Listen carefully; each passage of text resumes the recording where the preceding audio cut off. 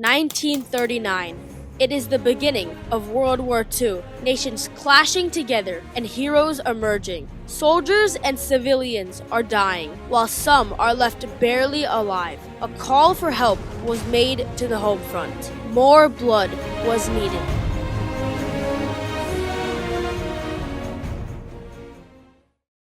In 1940, African-American surgeon and researcher Dr. Charles Drew pioneered a method of collecting and preserving high-quality blood plasma, enabling blood to be stored outside the body for up to 2 months.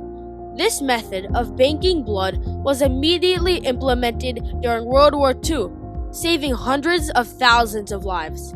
Drew then became the first ever medical director of the American Red Cross. As a true unsung hero, Drew's work in blood preservation made a profound and positive impact on emergency medicine. However, his contributions have largely gone unrecognized in history. In the 1860s, during the Civil War, blood loss was a major cause of death, and doctors recorded only 2 successful person-to-person transfusions. Soon after the Civil War ended, the role of African Americans in medicine was slow to change. Jim Crow laws established by states legalized segregation, stifling the rights outlined by the 13th, 14th, and 15th Amendments, as assumptions about the racial inferiority of African Americans remained. Charles Drew was just a child in 1914 during the beginning of World War I when researchers discovered a temporary way to preserve whole blood. The staggering casualties of infantrymen to blood loss prompted Oswald Robertson, a medical officer in the war, to use this technology to set up 2 small-scale blood banks, performing 22 successful transfusions with the stored blood.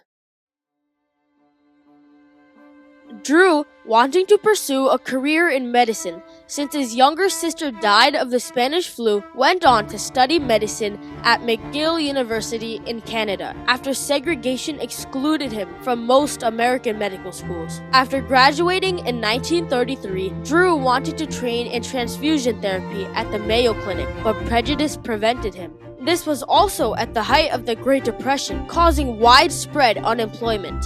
Despite these obstacles, in 1938, he was admitted to the Whipple Surgical Residency Program at Columbia University's Presbyterian Hospital in New York, becoming the first African-American doctor to train there. In 1939, Drew spent much of his time researching the most arduous medical problem, banking blood. The challenge came from the blood's short-lived life out of the body. At that time, the only types of blood that could be stored was whole blood. And this was problematic because it could only be stored for a few days, about a week. And because of that, it could not be replenished fast enough. Drew's research led him to an important discovery in medicine. When the blood plasma is separated from the rest of the blood, the new shelf life increases from 1 week to 2 months, and the plasma is not subject to blood type.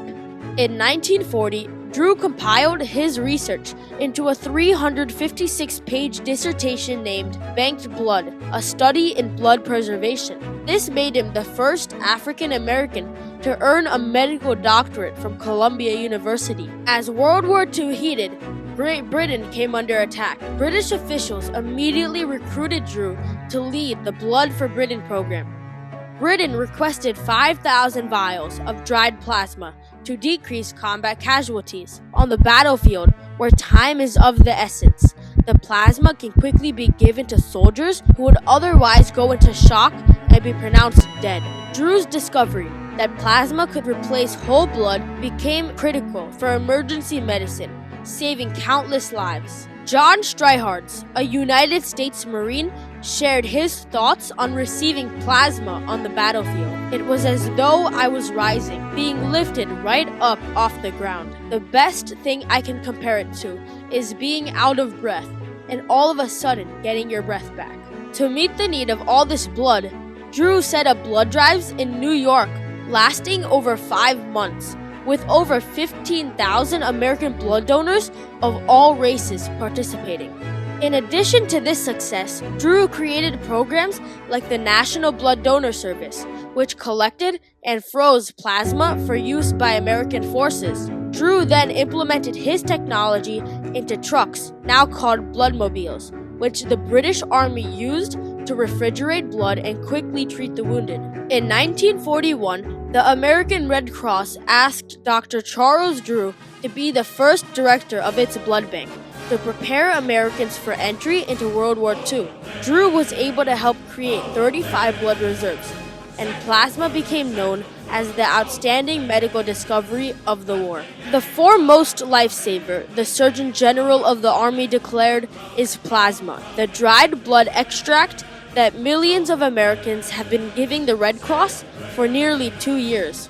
The General of the Army, Dwight D. Eisenhower, was also moved to say, "If I could reach all America, there is one thing I would like to do. Thank them for blood plasma and for whole blood. It has been a tremendous thing."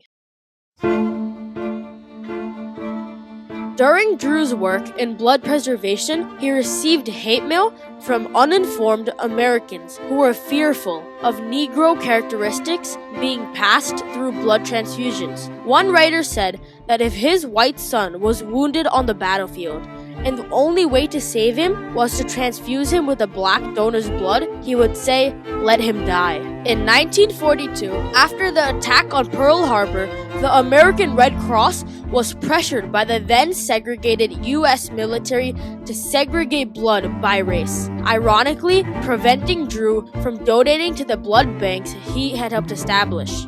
Drew spoke out against blood segregation and tried to educate the public. He was quoted in the newspaper, the Chicago Defender, in 1942, saying, "Only extensive education, continued wise government, and an unceasing fight on our part to disseminate the scientific facts and raise our levels of achievement can overcome this prejudice, which to a large extent is founded on ignorance." After Pearl Harbor, African Americans really wanted to become part of the war effort, and they began to donate blood, and then they found out that the blood was to be segregated. So there was great anger with respect to that decision from African Americans who said, "We're willing to fight and die in a war, and you are segregating the blood of African Americans and white Americans."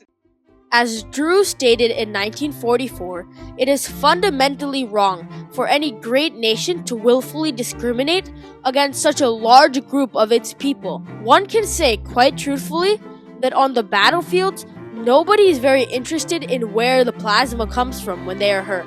Despite requests from the Red Cross that he stay on, Drew returned to his role at Howard University, continuing to teach and mentor young medical professionals. It was at this point, according to the National Library of Medicine, Drew's reputation as a blood plasma pioneer and father of the blood bank grew. However, Drew never claimed these titles himself, despite his substantial contributions, always noting that it took the combined efforts of many people to make the massive wartime project succeed. Finally, in 1947, the Red Cross issued a statement based on scientific evidence and medical opinion that there was no difference in the blood of humans based on race or color. Tragically, in 1950, in the early morning hours, Drew died at just 45 years old in a car accident. His loss of blood was so great that he could not be saved. His tragic death, a byproduct of segregation. There were very few places where African Americans traveling in the South could lay their heads, not hotels, not motels. There were no hotels or motels along the way. Dr. Drew need not have been driving at 5 o'clock in the morning, and his associates need not have been on the road in the middle of the night if there had been hotels or motels along the way. Although the Red Cross stopped the segregation of so-called Negro blood, it was not until the late 1960s and early 1970s that Southern states overturned blood segregation. More than 38,000 blood donations are needed every day, and thanks to Drew, the widespread use of blood banks has become a standard in medical care, being implemented all over the US, saving millions of lives. However, according to the American Red Cross, today, Black Americans donate blood at disproportionately low rates. Despite making up 13% of the national population, they account for less than 3% of blood donors. The disparity may be attributed to attitudes developed by years of racial injustice, including the segregation of blood. I can almost quote from one of the paragraphs that I found of my father, which said that the single most important medical problem in this country was the adequate treatment of Negroes in the country in terms of access to healthcare delivery system. Drew's creation of the National Blood Donor Service was a medical breakthrough, making blood available to all. And Drew's program collects about half of the blood transfused in the U.S. today. His education and mentorship of Black physicians are a testament to his beliefs. His impact on modern medicine is almost immeasurable. It's monumental. And that process of separating red blood cells from plasma is what we are still using right now in this moment to support patients who are trying to recover. Drew's work in preserving blood plasma proved to be a life-saving innovation in medicine and a miracle on the battlefield. Sadly, today, Dr. Drew's tireless contributions to medicine remain virtually unknown to the public. However, his lifelong work proves that despite the race, the color of blood remains the same, and blood donors of all races are necessary for the preservation of life.